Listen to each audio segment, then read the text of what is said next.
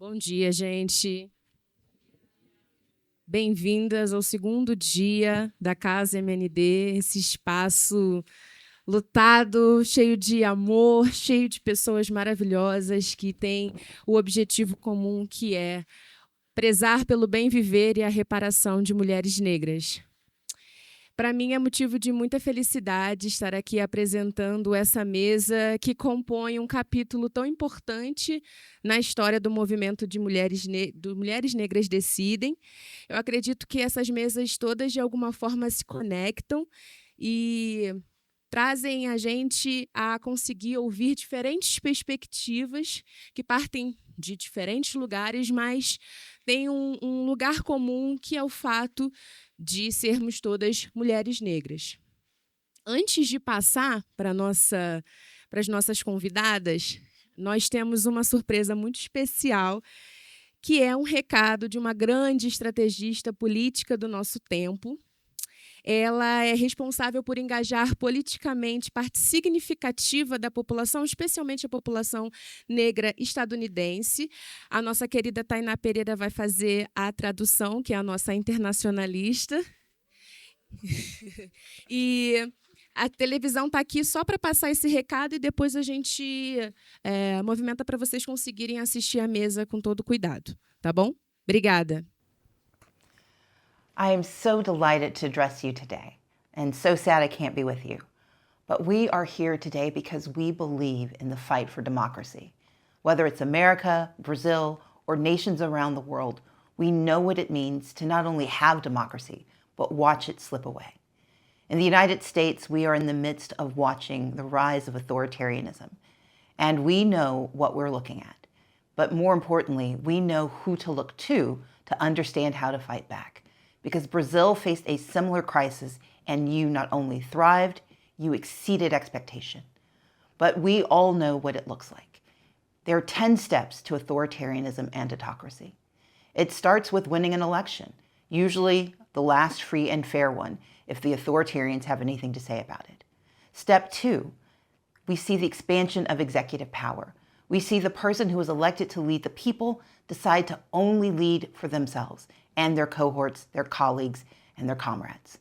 Step 3, we see the weakening of competing powers.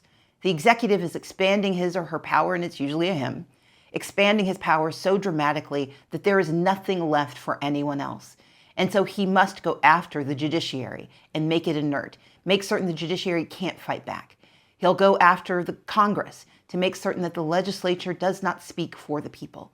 And if that authoritarian is successful, then he has defeated competing powers, and the executive is all that matters. Then you move to step 4. You break government so it doesn't work for anyone. And around the country, whether it's Brazil or the United States, that means cutting the social safety net. It means attacking and diminishing all of the progress made on the environment, on criminal justice reform, on the treatment of indigenous people. In either country, when authoritarianism is on the rise, it means that government does not work. Poverty gets harder, success becomes more fleeting, and inequality becomes the way the world works. Step 5, we see the installation of loyalists. Whether it was Bolsonaro or Trump, you start to see people being put in positions of power not because of what they know, but because of who they know and who they are willing to serve. Step 6, you attack the truth. You go after the media. In the United States, it's about gutting public media, eliminating funding for public television and public radio. It's about allowing the consolidation of monopoly power so that you only hear one story from one voice.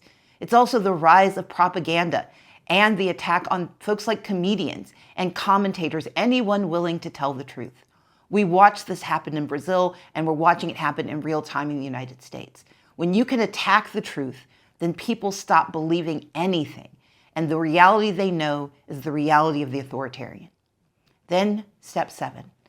Step 7 is the most dangerous step, but it's the reason that this convening is so important, because Black women understand step 7 at a visceral level, because that's when you scapegoat the vulnerable, you attack the oppressed, you go after the marginalized. In the United States, we call it attacking DEI. But across this world, wherever authoritarianism rises, it does so on the backs of the dispossessed.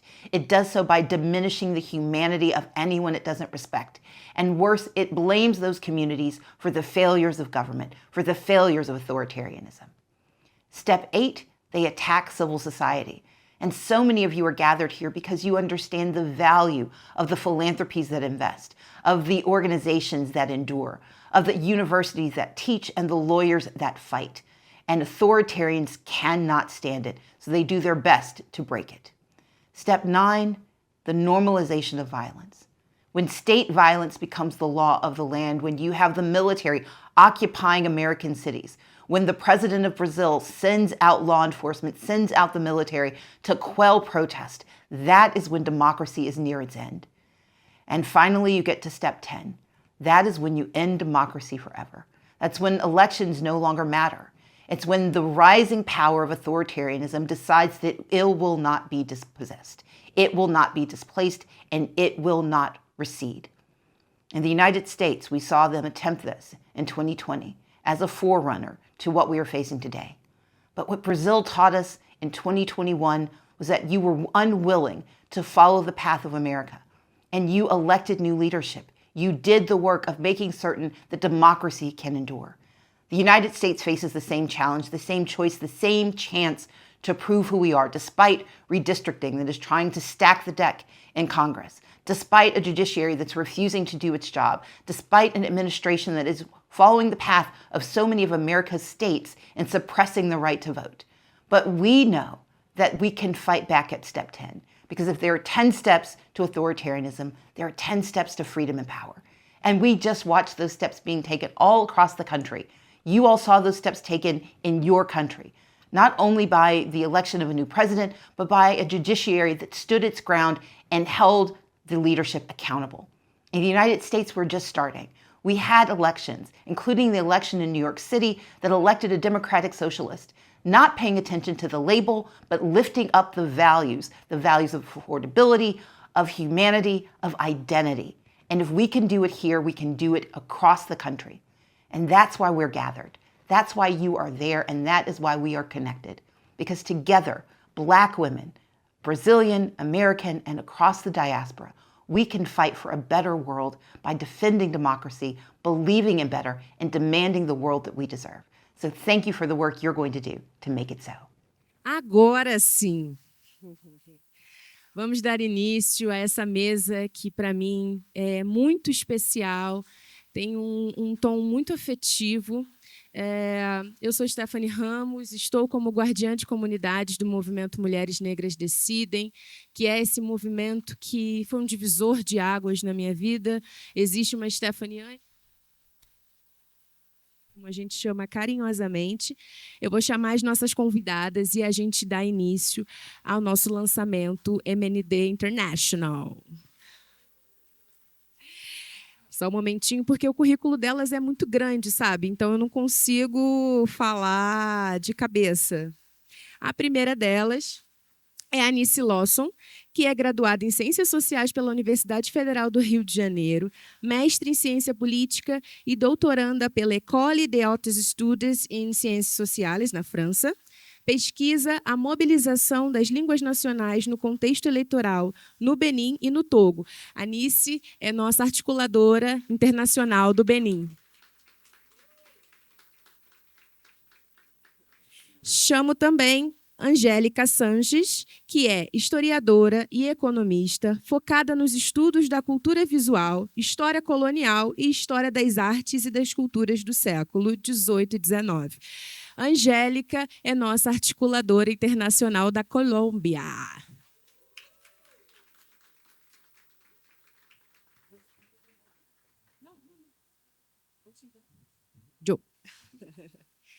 Chamo também, com muito prazer, Araceli Medina, que é do Paraguai, é ativista da comunidade de Cambacua, Paraguai, e a Associação Cunha Afro, o primeiro grupo de mulheres timbaleiras que nasce da necessidade de reivindicar o papel como artistas, estudantes, mães e filhas. Bem-vinda! E, por último, mas não menos importante, chamo Sarahi Boleko, que é da Espanha, é antirracista e feminista, que orienta suas ações a partir de um pensamento decolonial e afrocentrado no âmbito da justiça social. É graduada em Relações Internacionais, com mestrado em Estudos Africanos e Relações Internacionais. Atualmente é técnica em Incidência Política e Pública, especializada em gênero, infâncias, direito à moradia e alimentação sustentável.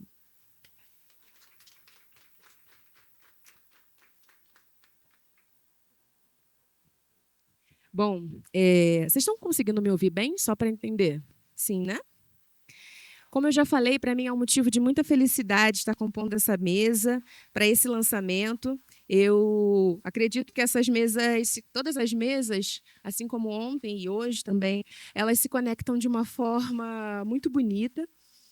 Eu estou como guardiã de comunidades do Movimento Mulheres Negras Decidem a partir desse ano, mas sou articuladora política desde 2021, um contexto da pandemia, em que eu começo a acompanhar as formações políticas nos encontros que aconteciam, e especialmente de um material que eu recebi, que foi Para Onde Vamos, em que eu tive contato com um grupo de mulheres negras que estava muito interessado em conservar, registrar os movimentos sociais, especialmente movimentos de mulheres negras. Como a Thay falou, eu sou uma historiadora e pesquiso movimentos sociais negros, e, para mim, isso foi muito especial, me tocou de uma forma muito especial. Então, foi nesse momento em que eu começo a me identificar e falo que eu sou uma MND, ou então, como a gente gosta de falar, uma MNDiva. Nesse momento em que eu entro como guardiã de comunidades, eu entendi que já havia um movimento do Mulheres Negras Decidem em articular com outras mulheres negras de outros países, especialmente da América Latina e de língua latina, como o caso da Espanha também, em alguns encontros, mas começo a propor essa possibilidade de pensar num MND internacional.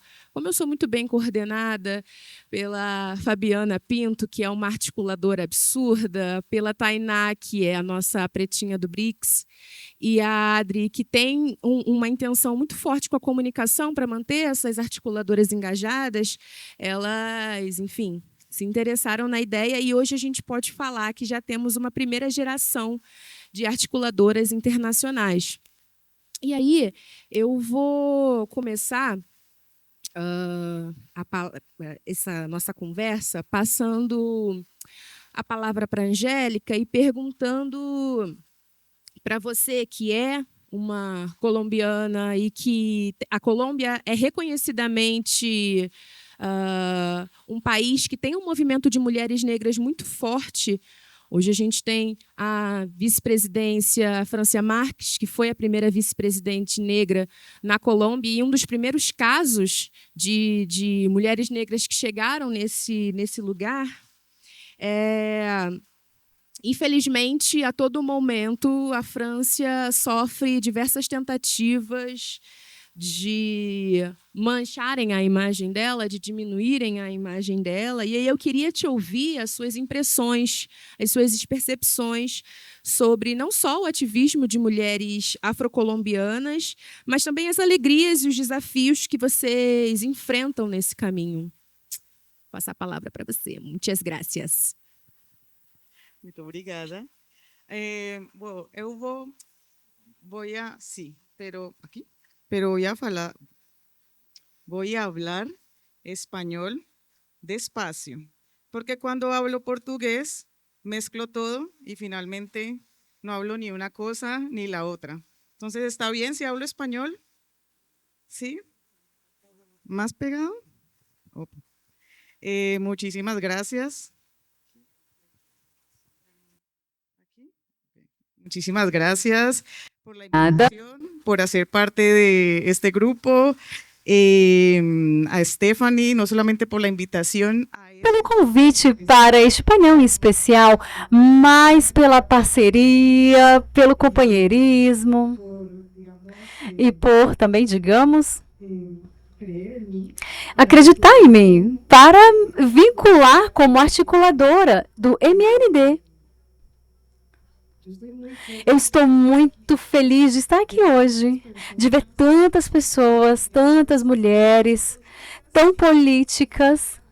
E a gente deve falar dessa maneira de apresentar, de ganhar espaço, esse orgulho de ser quem somos, de nos presentear, de demonstrar, de chegar, de falar, de se pronunciar, de caminhar, de apresentar nesse espaço. Multiplicado por muitas e muitas vezes, isso é uma coisa que me alegra a alma. Isso possível de entrar aqui e escutar os painéis, que é uma coisa maravilhosa. Com respeito à sua pergunta, Stephanie, somente eu queria contar, eu acredito que não é muito diferente do Brasil e Colômbia. Provavelmente as mulheres negras temos um espaço de liderança que deveria ser natural ou naturalizado, mas o que se manifesta desde a família, desde a comunidade, desde o seu bairro, desde a sua amizade. Também. Aqui temos um exemplo. Estou aqui falando.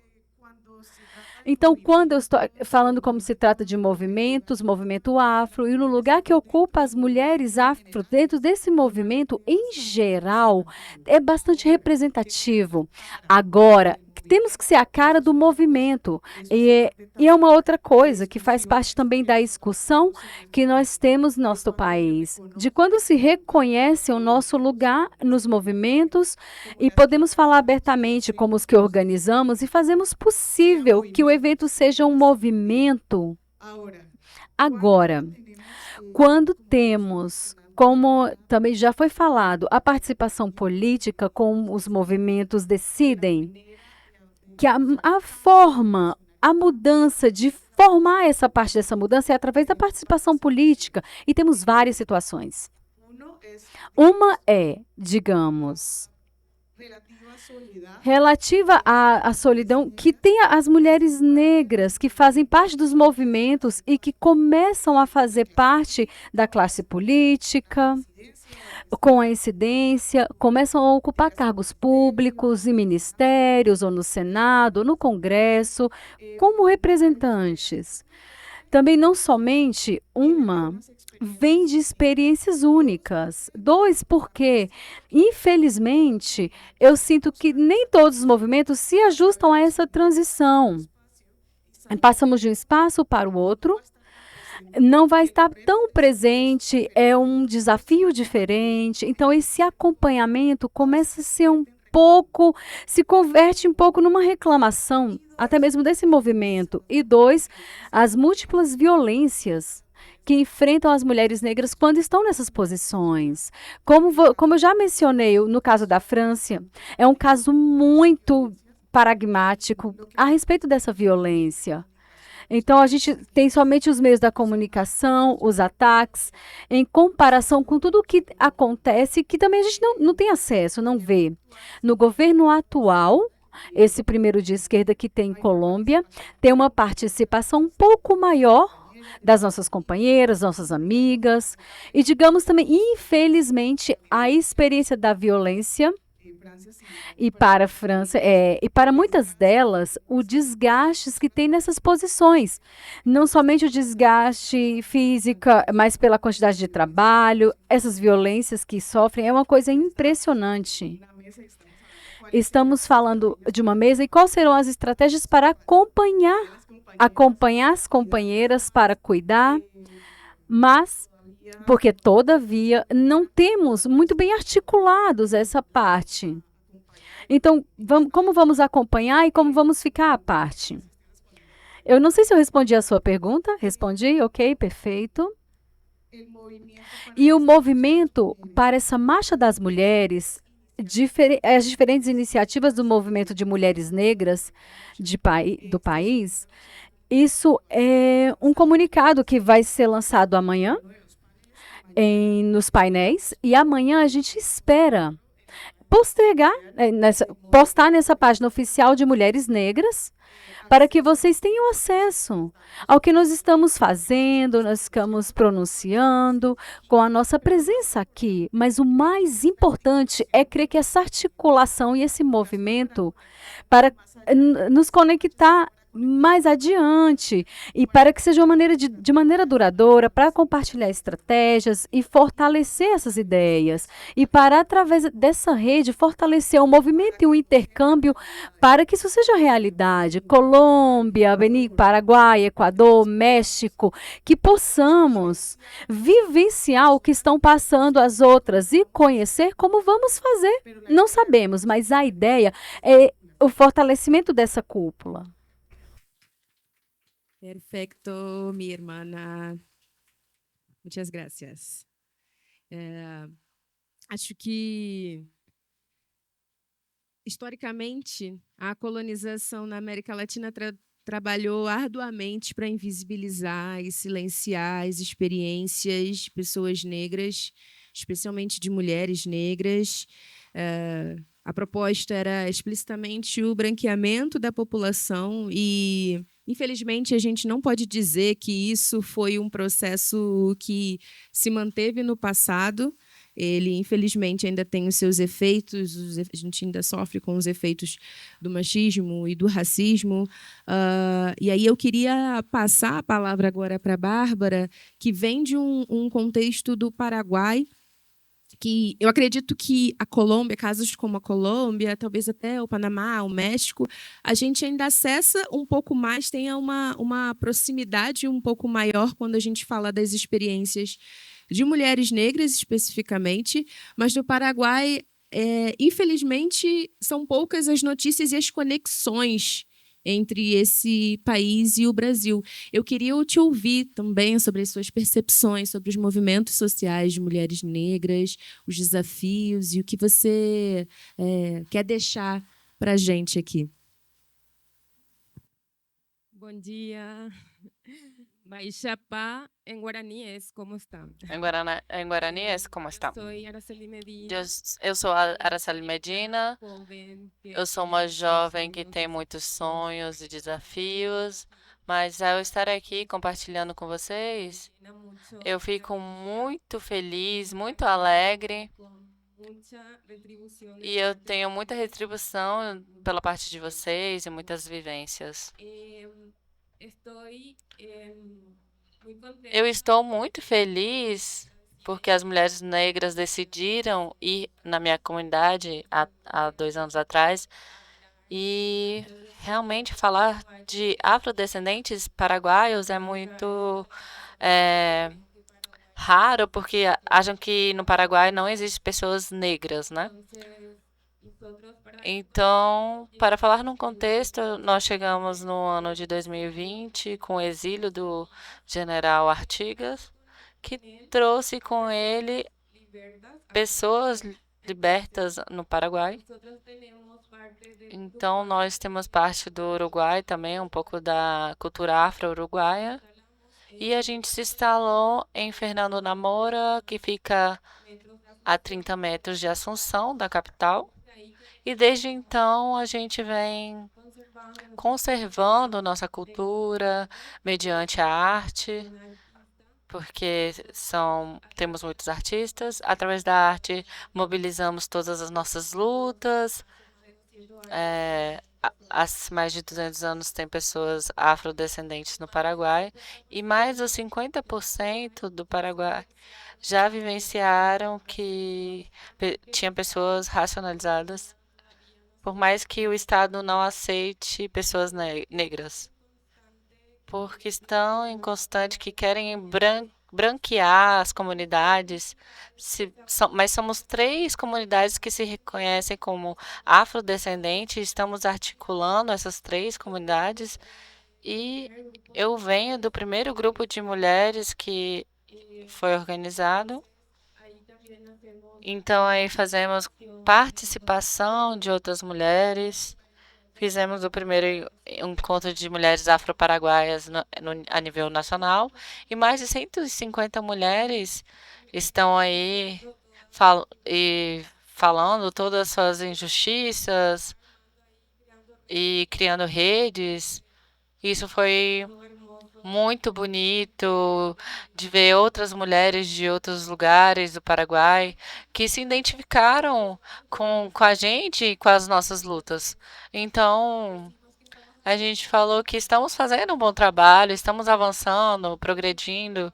Eu também formo parte do conselho de uma mesa afrodescendente no Paraguai. Essa mesa se criou a partir de uma lei que já está vigente. É a Lei 6.008, 6.940/2022, que já foi prorrogada, que sanciona os fatores de discriminação às pessoas racionalizadas. Estamos trabalhando nesse plano de trabalho com o governo e estamos avançando, já que em 2022 fomos excluídos do censo, porque o único que eles falaram foi que no Paraguai não existe negros, e isso faz com que nosso trabalho volte a ser um retrocesso, já que no Paraguai, a cada 10 anos, temos o censo nacional. Então, sem essas estatísticas, a gente não pode trabalhar com políticas públicas. É muito triste porque a gente vem lutando muito por esse reconhecimento e esperamos que agora o governo possa fazer um censo com as 3 comunidades autorreconhecidas para que a gente possa avançar e colocar isso na agenda da malha curricular, toda essa narrativa. Que desde pequeno já as crianças saibam que temos afrodescendentes e que isso fique aí escrito na nossa história, que somos afro-paraguaios.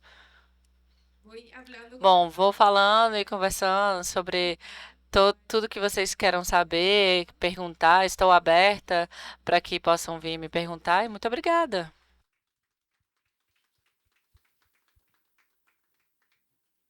Gente, muito emocionante isso aqui. Eu estou profundamente emocionada, não só por essas amigas que estão aqui comigo, mas pela presenças tão ilustres que a gente está recebendo hoje. A tradução parou. Sinalizaram aqui para mim. Ela não está escutando? Elas não estão escutando. Quem está? Alô? Alô? Está melhor? Oh, ok. Era o problema de microfone. Não são só as convidadas que estão nessa mesa que são ilustres, eu não posso deixar de agradecer a presença da Dona Santinha, que é Dona Maria Soares. Devo aqui quebrar o protocolo para falar com ela. Presença, muito obrigada.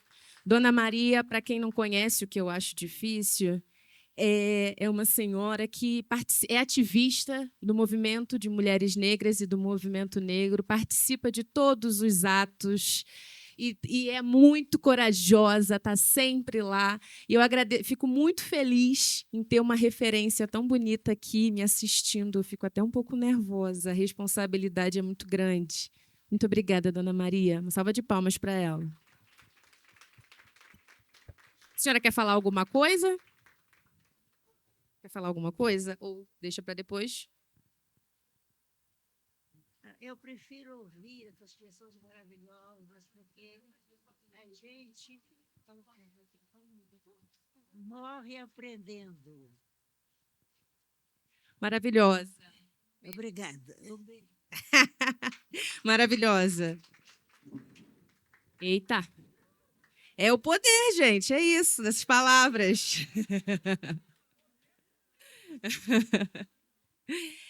Uma outra coisa que eu esqueci de sinalizar no início é que algumas pessoas ontem já me perguntaram isso e acho que vale a pena reforçar aqui, já que estamos falando sobre a comunidade do Mulheres Negras Decidem, todas aquelas que se sentirem interessadas em embarcar nessa luta com a gente tem no nosso Instagram, @MulheresNegrasDecidem, a gente tem um link, que é um formulário que vocês preenchem, e aí vocês começam a entrar no movimento que a gente costuma dizer que é o movimento que mais cresce no Brasil. Então, assim, vem para o bonde, vem para o bonde.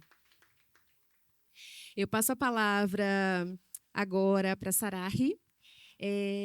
Como eu mencionei, a Sarahi é da Espanha, que é, enfim, um país europeu que muitas vezes, quando a gente ouve, pelo menos aqui do Brasil, quando a gente ouve notícias sobre esse país, quando se relacionando com pessoas negras, infelizmente, são notícias ruins, talvez de jogadores de futebol que sofrem racismo. Você é do SOS Racismo, então, assim, eu queria te ouvir as suas impressões enquanto uma mulher negra nesse contexto europeu. Quais são as articulações que são feitas e quais são as conexões, inclusive, com países como o Brasil também. Obrigada. Hola. Hola, buenos días. Yo soy Saray. Bom dia, eu sou Saraí, Afroespañola, eu sou afro-espanhola. afromadrileña, Madrid, mi ciudad. Ah, la tradução pede desculpas, mas eu não estou conseguindo escutar. Una colonialidad que no gusta. A tradução pede desculpa, mas o áudio não está chegando para a tradução. Guinea Ecuatorial. A tradução pede desculpa, mas o áudio não está chegando. Esse microfone funciona para tradução. Momentinho. Como decía, soy, Bom, como eu falava, eu sou afro-madrilenha, soy originaria de eu sou originária muchas da, veces se nos olvida que do Equatorial. también fue un A Guiana Equatorial também foi um território colonizado por Espanha, ao igual que o Sáhara, África, na África. que tuvimos la A gente teve a ocupação da Espanha até 1969, que minha avó é maior, né, la independencia do que a independência da Guiné Equatorial. el reino español. E o Reino Espanhol e o Estado Espanhol nos fazem cada ano celebrar o dia da nossa independência no mesmo dia do 12 de outubro, né? É importante também entender a história colonial para poder entender como socializamos as pessoas negras e racionalizadas e as pessoas imigrantes em um território como a Espanha. Antes de continuar, eu queria dizer para vocês que eu não estou sozinha, estou acompanhada das minhas companheiras, as minhas irmãs, a Mali e Sara, que estão aqui sentadas, e estamos em representação de diferentes coletivos. Eu estou em representação do Soy Racismo Madrid, que é uma associação que luta com racismo estrutural e tenta proteger o antirracismo político nas organizações. Eu conheci Mulheres Negras Decidem, Rosa Hamburgo do Brasil, numa visita que fizeram na Espanha, e aí começamos a ter essa conexão com o Brasil. Também estamos no Espaço Afro, que é um centro sociocultural que coloca no centro as pessoas afro e traz a cultura, cria a cultura para as pessoas afro. E Cefa Generation, que é uma associação que luta contra toda forma de violência de gênero, contra mulheres imigrantes e afrodescendentes. Posso falar de nós? Porque eu gosto de dizer que estamos aqui querendo ser vistas e visibilizadas, algo igual que todas que estão aqui, ver vocês também, porque nos ver é importante. Pensar que nossas origens são diferentes, mas somos unidas na negritude e por ser afro e por ser mulher. Por falar do Estado espanhol, a partir dos restos do território colonial e imperialista que ele é. Finalmente, nas leis que temos atualmente na Espanha, nos impacta nosso dia a dia a colonialização como fonte de racismo estrutural. Isso a gente vê na lei de estrangeiria. Como as pessoas que migram, sobretudo racionalizadas e afro, se veem expostas a dispositivos e mecanismos de controle a partir dos seus corpos. Como homens racionalizados, adolescentes, se veem expostos a parados por perfil microrracial pela polícia só pelo feito de ser homens negros. Essa é a herança do patronato das Índias que a gente tem nos territórios ocupados pela Espanha. Essa lei que silencia e cala e dá morte. As notícias podem chegar, são notícias das mortes que temos cada dia no mar Mediterrâneo. que a maioria dessas são vidas de pessoas afrodescendentes e muitas vezes mulheres e crianças pequenas.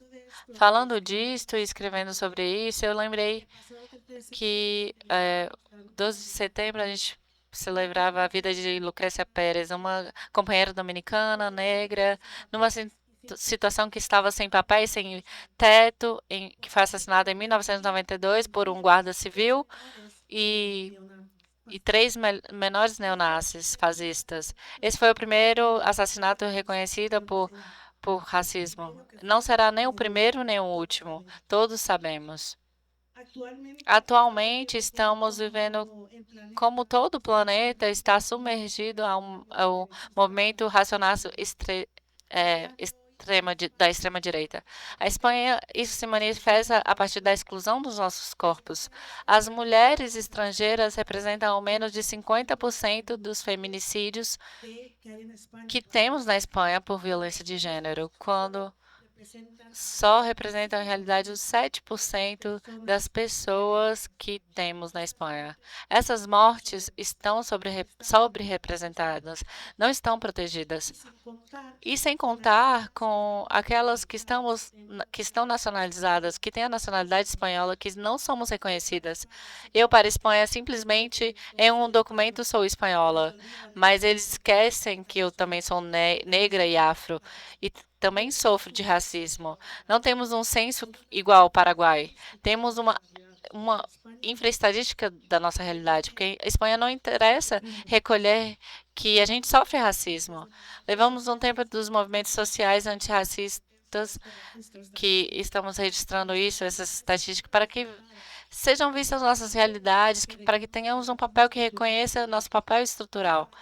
E para que não nos separem entre nacionalizados e estrangeiros, porque uma vez que eu tenho a nacionalidade e o racismo continua imperando, e simplesmente por acrescentar coisas que estamos fazendo a parte de pedir o censo, é que em 2020 a 2021, nós nos mobilizamos nos movimentos antirracistas e sociais para obter 500 mil assinaturas para demandar a regularização de 500 mil de pessoas, imigrantes que estavam em situação, que estavam sem papéis, maioria pessoas racionalizadas e afro, que não tinham papéis, não tinham acesso à saúde, aos direitos de trabalho.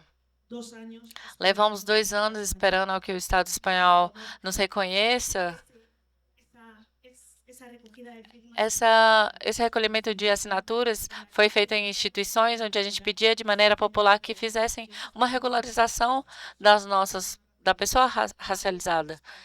Mas a Espanha não faz isso ainda. E como exemplo, finalmente, eu já vou terminar, as pessoas, especificamente as mulheres imigrantes, também na Espanha sofremos quando estamos no foco do público político. Nossa identidade nos faz ser o foco dos insultos e ataques misóginos até nossas pessoas. A deputada catalana, que também é afro-espanhola e guineana, de origem guineana, também sofreu muitos ataques de maneira digital. Eu vou ler um exemplo. E desculpe pelas expressões. Não há ninguém com bolas para ter disparos na cabeça. Podem deportar por base sangrenta a uma pessoa. Isso por parte de ser uma representante política afro, tem que estar escutando isso de maneira constante quando esteve representando de maneira política seu partido. E não tivemos nenhuma defesa pelo Estado espanhol, uma figura pública e política como ela. Então, simplesmente, para terminar, que a gente lembre que na Espanha estamos, as mulheres negras, temos mulheres afro, estamos lutando e queremos continuar lutando com vocês, irmãs, e continuar para um caminho comum ao nosso reconhecimento. Muchas gracias. por último, não menos importante, como eu cheguei a comentar no início da minha fala, o Mulheres Negras Decidem sempre se preocupou com uma articulação, especialmente com a América Latina, de fato se referenciando em Lélia Gonzalez para pensar a ideia de americanidade, mas esse ano nós tivemos o privilégio de termos a nossa primeira articuladora do continente africano, que é a Nice, e que tem estudos relacionados a processos eleitorais. A gente sabe que existem muitas aproximações nos processos eleitorais, especialmente quando falamos de mulheres negras, mas acredito que o Benin, especialmente, que é de onde você fala do Benin e do Togo, que é de onde você fala, tem especificidades que são muito singulares para esse país. E aí eu queria que você falasse um pouco mais, não só sobre a sua pesquisa, mas sobre essas suas percepções, de fato, sobre mulheres. Que aí, quando a gente fala do continente africano, obviamente há uma presença muito maior de pessoas negras, por motivos óbvios, mas ainda assim existem questões relacionadas a mulheres africanas e mulheres negras. Eu queria que você falasse um pouco mais sobre isso. Obrigada. Muito obrigada pelo convite, Stephanie. Obrigada a todos e a todas e a todos. Eu agradeço também ao comitê do MND que me convidou aqui. Foi um acaso entre a Stephanie e eu. Eu nem sabia que eu estaria aqui, mas eu acho que os nossos ancestrais quiseram e deu certo nessa manhã. Então, mais uma vez, meus agradecimentos. Eu escrevi uma coisa aqui para não fugir muito da temática, então eu vou ler isso. Eu vou tentar me reapresentar de novo. Não é que você não me apresentou, mas eu vou fazer igual a mesa de ontem. Eu sou Anis Lawson. Eu nasci no Togo, que é um país que é uma antiga colônia alemã, antes de ser colonizado pela França depois. Sou originária do Benin, que é chamado de Dahomey. Sou jornalista formada no Benin, sou graduada em Ciências Sociais na UFRJ e fiz, é por isso que eu falo português, porque a língua oficial no Benin é francês. Eu fiz um mestrado em Ciência Política com foco nos estudos africanos em Paris, e nesse momento eu estou fazendo uma tese na Escola de Altos Estudos em Ciências Sociais sobre a temática seguinte: os usos das línguas nacionais no contexto eleitoral no Benin e no Togo. Nesse estudo, eu procuro compreender como as línguas Fon, que é uma das 62 línguas faladas no Benin, e a língua Ewe Minan, que faz parte das mais de 50 línguas faladas no Togo, além, obviamente, da língua francesa, que é a língua oficial dos países.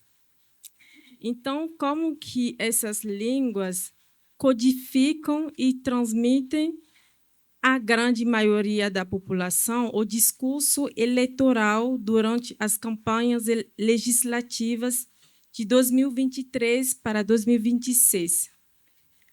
É sempre bom lembrar que essa grande maioria da população representa cerca de 80% da população total que não sabe ler nem escrever o francês, que é a língua oficial, e a língua da administração também.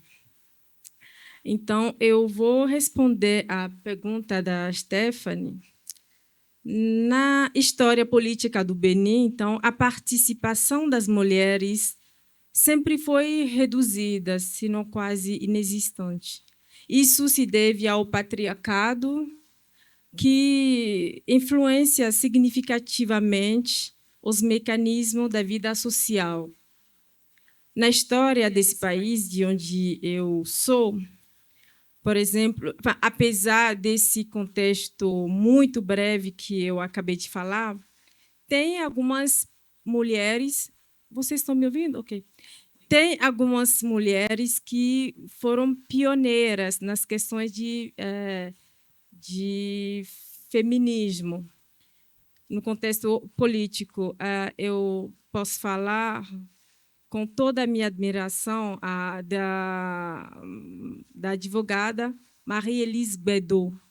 Ela influenciou muito as pessoas da minha geração, é por isso que eu estou falando com tanta emoção. Então, ela é advogada na Ordem dos Advogados de Cotonou, que é a capital do Benin, e de Paris, na França. Ela é uma grande ativista fervorosa dos direitos das mulheres. Ela criou a Associação de Mulheres Juristas do Benin e apoia as iniciativas voltadas para a educação e a permanência das meninas na sala de aula. Em 2001, ela se tornou a primeira mulher do Benin a concorrer à presidência como candidata independente e quebrando as barreiras, inspirando gerações de mulheres como eu e servindo de exemplos com seu slogan Buenusu. O slogan da campanha dela era isso, Buenusu, que é em língua fon. Ela usa esse slogan na língua fon e que quer dizer a hora chegou.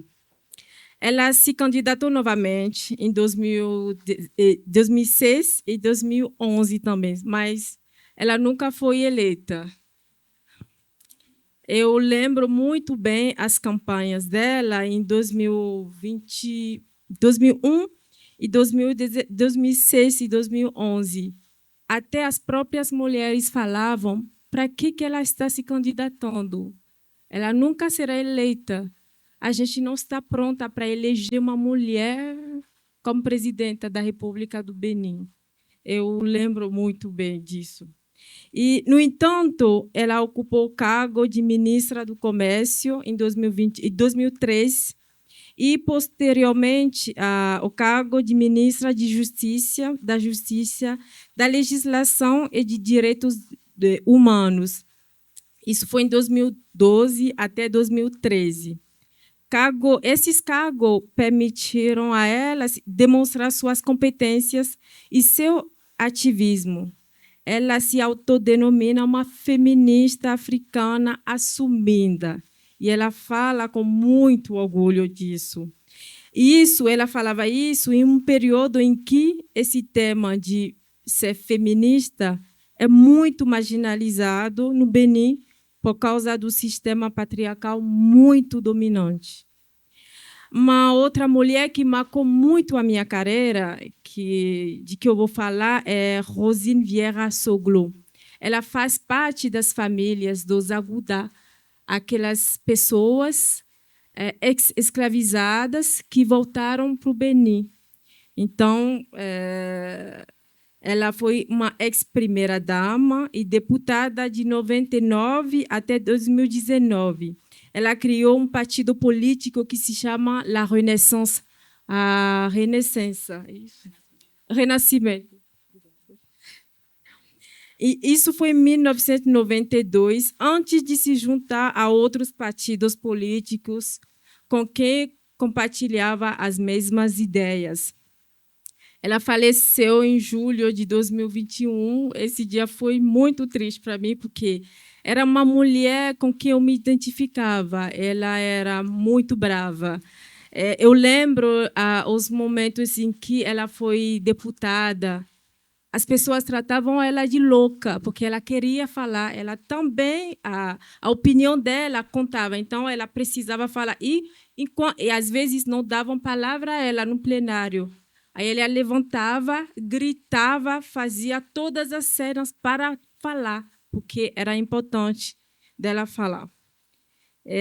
era uma mulher militante que contribuiu muito no plano social e decisórios, criando também uma associação que se chama Vidolé. Literalmente, Vidolé quer dizer a gente pode ter esperança com criança, que trabalha para a proteção das crianças com todos os tipos de violência. Sua voz ecoou por muito tempo no hemiciclo, onde os homens não hesitavam em chamá-la de louca, por conta das suas declarações sem rodeios. Às vezes, a faziam entender que seu lugar era em casa e não naquele ambiente muito masculino.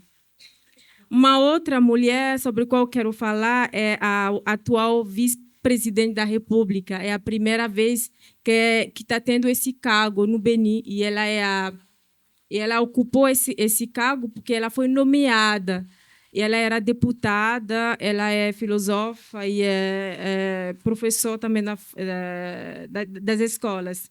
E outra categoria de mulheres sobre a qual eu vou falar para acabar a minha fala são as mulheres comerciantes, essas mulheres que trabalham no mercado, que investem na educação dos seus filhos e que acreditam nessa educação e acreditam que é através da educação que a sociedade vai ser reequilibrada. Então, eu penso nesse meio tudo.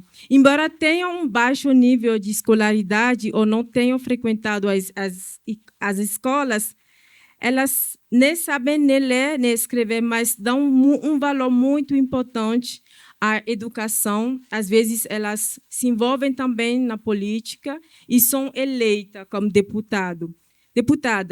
Isso é visível hoje com a criação de assentos reservados para as mulheres na Assembleia Nacional. No entanto, essas mulheres continuam enfrentando desigualdade persistente.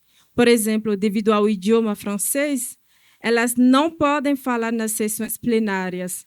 Minhas pesquisas documentais e as entrevistas obtidas no âmbito da minha tese me fizeram compreender que essas mulheres só falam no final das sessões, nos corredores do hemiciclo ou com o pessoal administrativo. É proibido falar as línguas nacionais na Assembleia Nacional.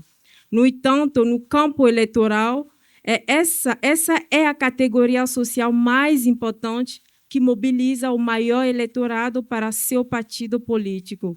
Poderíamos pensar que seu papel no hemiciclo é muito marginalizado. No entanto, esse é o local onde as decisões são tomadas e onde sua opinião representativa deveria contar. Muito obrigada.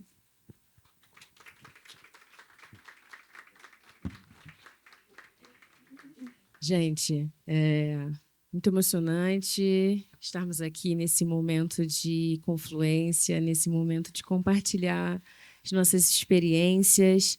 Antes de passar para a parte das perguntas, eu queria passar a palavra para algumas pessoas específicas para fazer uma breve fala de 5 minutos, porque estamos contando com presenças de muitas mulheres de diferentes contextos aqui, e a primeira delas é a Amal Hussein, que é do Save a Girl, Save a Generation.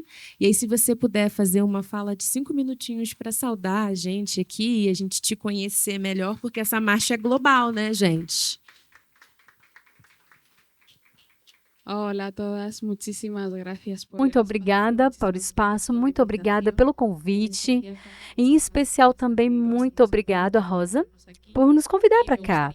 E eu gostaria brevemente fazer uma apresentação pequena sobre a Mulheres Negras Decide, porque eu venho da Espanha. E venho da Espanha graças à minha mãe, que é uma mulher negra, solteira e mãe, que defendeu desde pequena para tomar essa decisão de salvar nossas vidas. E especialmente tomou muitas decisões ao largo da sua vida, que é possível que eu não passe pela mutilação genital feminina, para que eu possa estudar, ir à universidade, para que eu possa descobrir se eu quero ou não casar. E para que eu possa decidir se eu quero ou não ter filhos. Essas são decisões que a ela foi tirada e que ela não teve essa possibilidade para ela. Mas eu quis tomar essa decisão para todas nós. Porque então ela resolveu criar uma organização que é salvar uma linha, salvar uma geração, com o objetivo de que se uma criança é consciente de que deve terminar com essa mutilação genital feminil negra, é salvar isso. E essa cultura que não saia, né, ao largo desse mundo, conseguir de maneira incrível todas as seguintes gerações tomem a decisão de acabar com essa prática de mutilação genital feminina. E a nossa organização trabalha tanto na Espanha como no Quênia. Tentamos unir todas essas diferentes mulheres, diferentes partes do mundo que estão apoiando, acompanhando neste processo de luta. E nesse processo, nessas tomas de decisão, eu gostaria de destacar também essa possibilidade de estar aqui, porque se não fosse por ela, eu não conseguiria continuar esse trabalho. Então, qualquer pessoa que queira conhecer e aprender e saber um pouco mais dessa organização, será um prazer. Eu estou aqui também contando com vocês, que também estou aprendendo, então muito obrigada.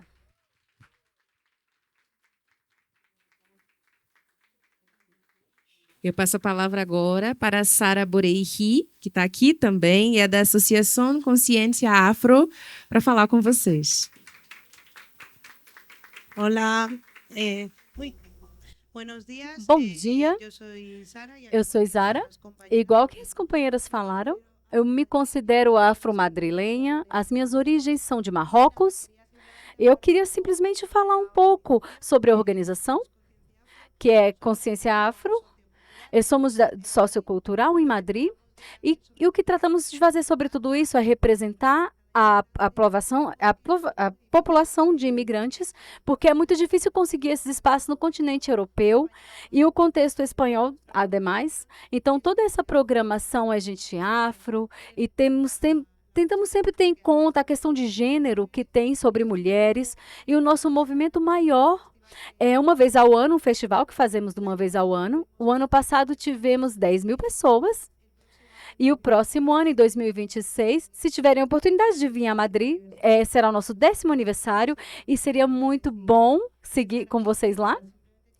E simplesmente eu gostaria de agradecer a normalização, a Mulheres Negras Decidem, porque de verdade é uma viagem muito longa. E a verdade é muito bonito ver tantas mulheres. Eu comentava como ver tanta gente parecida comigo, porque eu sou do Marrocos. Nunca as pessoas pensam que eu sou do Marrocos. E aqui tem pessoas que poderiam ser minhas primas, minhas tias. E também me encanta isso, me encanta essa irmandade. E muito obrigada por organizar esse evento.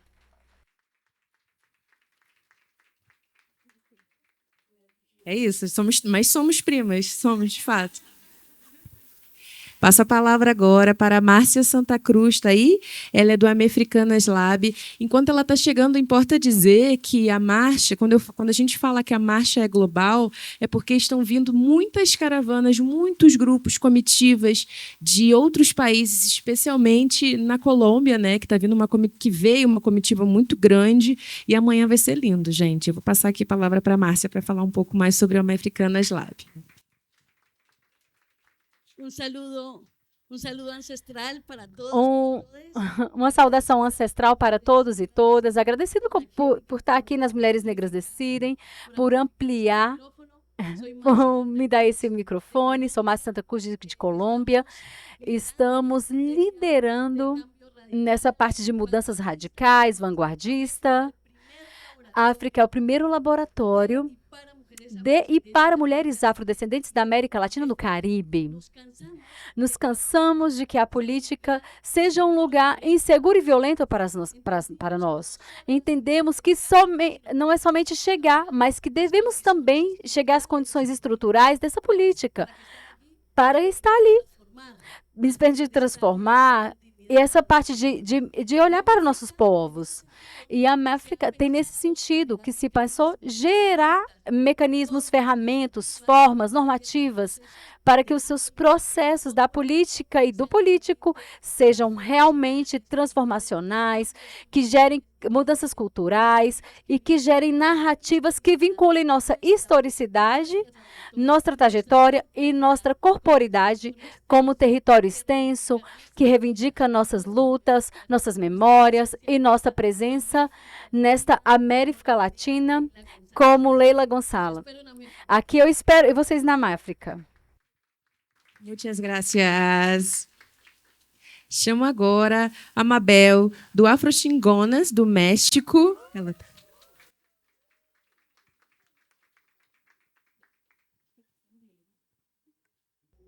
Olá, Olá, eu sou Marbella. eu sou Mabela. Bom dia.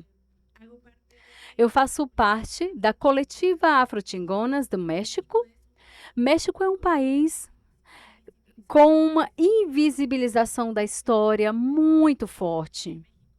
No México, as pessoas creem que não existimos, que as pessoas negras não existem, né, as afrodescendentes. Então, é uma luta importante. Uma luta que se faz desde diferentes trincheiras e a Afrotingona é específico. Nós somos do espaço de comunicação, temos um processo de comunicação, de pesquisa não acadêmica e produção artística audiovisual com perspectiva antirracista. Nos posicionamos desde narrativas que nos colocam no centro, mostram nossa história, nossa vida, nossa dignidade, progredindo e realizando também, porque nunca perdemos, mas se não tirarmos a humanidade, nós outros podemos estar no centro, fazendo trabalhos de arte, de narrativa, e podemos mudar a forma como se nos apontam nossa história. Não no México, se fala dos processos de escravização, então menciona as pessoas como, o México chegaram muitos escravos.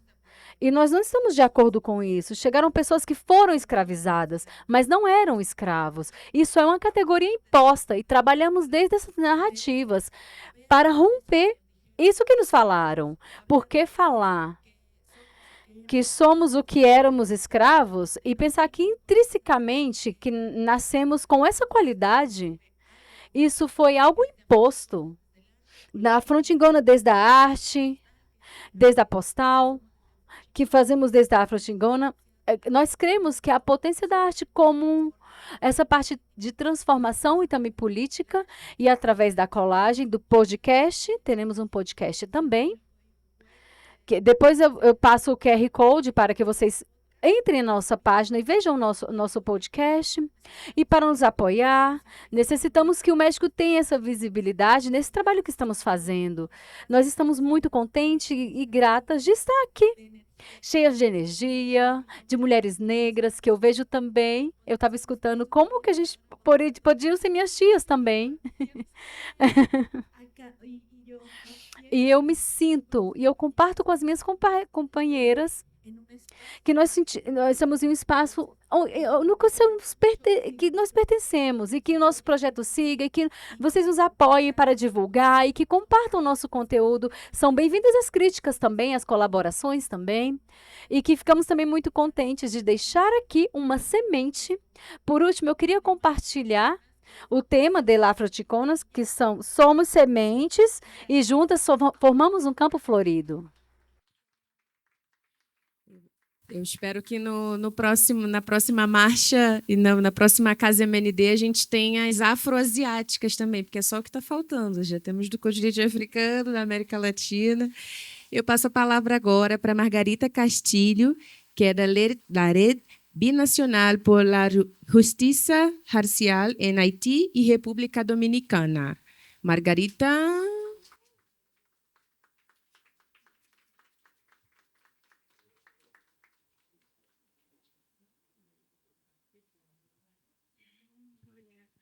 Hola, hola a todas.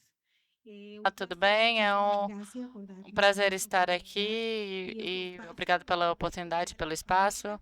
Como a companheira falou, sou Margarita Castilho, sou da República Dominicana e venho em representação do Bloco Caribenho e da Rede Binacional para a Justiça Racial. Minha participação agora mesmo é para convidar vocês a Lefa Caribenho, que vai ter lugar no Haiti, 2027. Somos um grupo de jovens e mulheres de vários países, tanto de Haiti e de República Dominicana, e temos um grande desafio de organizar esse evento. Sabemos que vai ser muito difícil pelo contexto que estamos agora inseridos, mas sabemos que é difícil mas que a gente consegue, que nossos ancestrais estão aí para nos dar a força e o poder que a gente precisa para fazer. Muito obrigada e a gente espera vocês em 2027 no Isla Caribenha. Eu passo a palavra agora para Maria Elvira Solis, da Casa Cultural Chontaduro.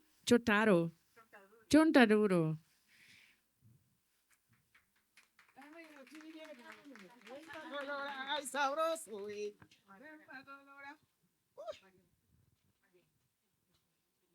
¿Ah?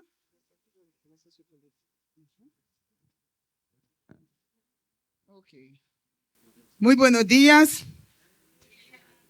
Yo soy María Elvira Solís Segura de la Casa Cultural El Chontaduro. Soy de la Casa Cultural El Chontaduro, soy de Mujeres Vencedoras del Pacífico y de Améfrica, que también aquí la hermana Marcia me ha invitado a este espacio. Nosotros desde la Escuela Sociopolítica somos mujeres que nos juntamos de diferentes partes del territorio del Pacífico colombiano. Pacífico colombiano. Colômbia também. Na Colômbia também, quando saímos da Colômbia, as pessoas pensavam que não tinham negros lá, que só não vivem pessoas negras, porque só mostram o belo da cidade, o belo do país, mas não os nossos territórios, né? Nós nos encontramos nessa escolha sociopolítica entre mulheres da Casa Cultural de Chontaduro para sarar as dores e as feridas que a guerra nos causou nos nossos territórios desde a colonização. Eu sempre falo que não trouxeram de África qualquer. Trouxeram arquitetos, pessoas inteligentes, políticos e matemáticos. Nos tem feito crer que por um ciclo que éramos animais, que não éramos pessoas, eles nos crucificavam. Mas eles não trouxeram a qualquer pessoa. Em nenhum país do mundo que tem pessoas negras.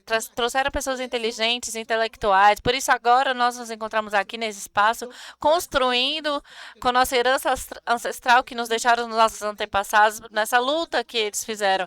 E nessa casa cultural, eu falo como um caranguejo. Vou para trás e vou para frente. Na nossa casa cultural, fazemos uma teia do nosso território,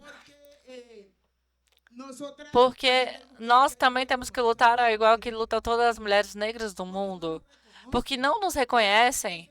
Então, nós temos que lutar para estar nesses espaços políticos que nos negaram por séculos. Essas mulheres que falava agora minha irmã aqui, a Nana França, a Vicenta Moreno, todas as mulheres negras que não estão bem, elas não falam porque a gente não fala o que acontece lá, porque às vezes as pessoas estão em problemas, mas não é fácil, é muito duro estar nesses espaços políticos, não é fácil, e enquanto a gente não estiver nesses lugares, a gente critica nossas irmãs, mas elas são as preguiçosas, é uma afronotável, é uma conveniente. Eu falo, se você tem bolas que nem essas mulheres têm, que estão lá representando a gente, então vai lá também para ver se vocês conseguem fazer melhor que as que estão lá na frente. Então, a gente não pode criticar essas irmãs, a gente tem que apoiar essas irmãs para que a gente possa ir adiante. E essas mulheres também, as jovens também que se sintam capazes de fazer, cheguem nesses espaços também. Assim, se você cair, você levanta. Assim você perca a batalha, a luta não acaba. Sempre olhem para adiante, sempre tenham algo em mente. Não há dinheiro no mundo que nos possa comprar. Mulheres que oram pela paz, mulheres que amam sem importar, mulheres que cantam, que vivem, sorrir e seguem, as que perseveram e alcançam, as que, aunque chove, não escapam, mais adiante, sem olhar atrás. Muito axé para todos vocês.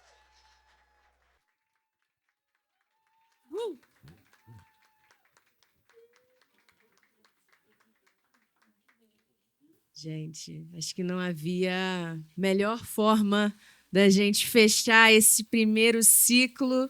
Muito obrigada. A gente está terminando esse nosso primeiro momento.